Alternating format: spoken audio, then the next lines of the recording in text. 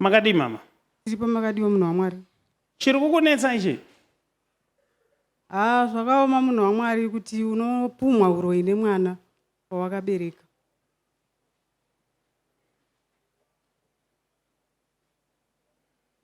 Akaroora here mwana?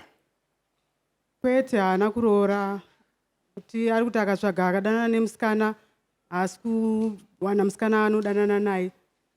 Zviri kubva zvangotsakateka. Iye ari kubva ati mimi mama ndimi mukukonzeresa nekuti kwandiri kufamba ndiri kubata imimi kuti mimi ndimi mukukonzeresa kuti zvidaro. Kwemi munoroya here? Kwete. Iwe muroyi, chenjera. Kubata gondwa, chenjera. Chenjera. Chenjera. Chenjera, chenjera. Ha. Ini ndiri kunzi ndimi makamuroya. Kwete, munhu waMwari handira kumuroya ini. Ndaigomuroya sei ari mwana wangu? Ndakadii kumuroya achiri mudumbu kana kuti achiri mudiki? Ndozomuroya akura here? So ndiri kuoneswa kuti pane nguva yekuti mwana uyu akambotizirwa. Ndizvo here? Amen. Chokwadi. Atizirwa kudaro imimi ndokubva mamuti ibva pamba kana wati haudi mukadzi. Chokwadi. Ndobva mamuendesa Samuel. Chokwadi. Asi mimi makaenda kun'anga yakanokubatsirai kuti mukadzi uyu adzokere kana kuti asvibe moyo. Chokwadi, takaenda. Ndobva ndanoneswa n'anga iyi yakakuti torai sheti yemwana. Sheti iya ndokubva yatorwa ndokunoiswa mushonga. Ndokubva yanzi tiri kuda kuti tinoicherera pasi kuti mukadzi uyu afushirwe kana kuti pfungwa dzake dzifushirwe. Ndokubva sheti yanoiswa pasi ndokuchererwa pasi. Ichokwadi, kuenda kwandakaita kwanga kusiri kuti ndaienda kunobata mushonga wakashata. Asi ndaida kuti mwana uyu abatsirwe. Noda kuti mwana uyu panguva yanga achiri mwana mudiki plus anga achangobva kunyora form 4 asati atombotora kana maresults ake. Tiri kuwirirana mama, hatisi kurwa. Tiri kuwirirana, naye handisi kuwirirana navo hereni.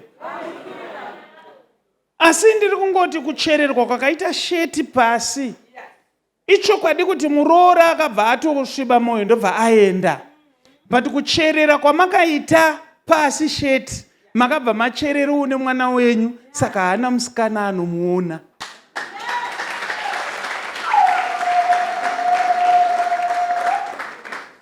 Saka kwavanoenda zvinonobuda savanhu havazonyatsoona detail. Kunobuda detail ka. Vanhu havazoona detail serandaona. Saka kuti zviite zvakanaka tofanira kuroyonora sheti yakaiswa pasapo. Ndokuti zviite. Chokwadi, munhu waMwari, ndauya pano kuzobatsirwa nekuti maoko angu aya handaumbobvira ndakabata chakashata. Ndakaenda ndichiti ndikunobatsirwa. Varoverei maoko mama, havana kumboita vachiti vada kuroya.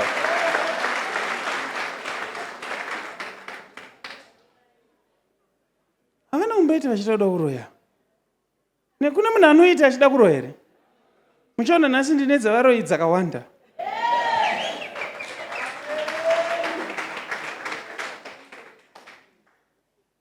Isimuzai maoko. Muri ngaichengetwe. Mwana uyu aroyonorwe nhasi. Aroore. Acheneswe. You are free now. Mwari maita basa, munhu waMwari. Ndai munogara zvenyu. I want to dance with everybody. Are you ready now? Goodness and Mercy Ministries with Prophet T. Freddy presents Gweru Revival Night on 27 February 2026 from 9 p.m. till late. Yes, munhu waMwari vachange vari muGweru. Man of God, Prophet T. Freddy, uzabe khona eGweru. Mhlaka 27 February 2026 kubva na 9 p.m. kuze kuse. Alice Building, 2nd floor, 6th Street, Gweru CBD. Pedyo nezesa. Mukana wema one-on-one na Man of God, Prophet T. Freddy unenge uripo. kulabo abafisa ukubonana lo man of God uProphet T-Fred one-on-one, ithuba likhona.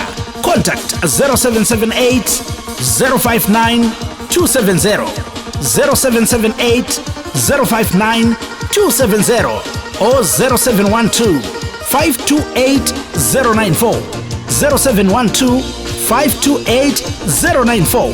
WhatsApp 0786 318 886, 0786 318 886. 27 February 2026, Gweru Revival Night na Prophet T-Fred, Le Goodness and Mercy Ministries, the home of prophecy, deliverance, word and prayer.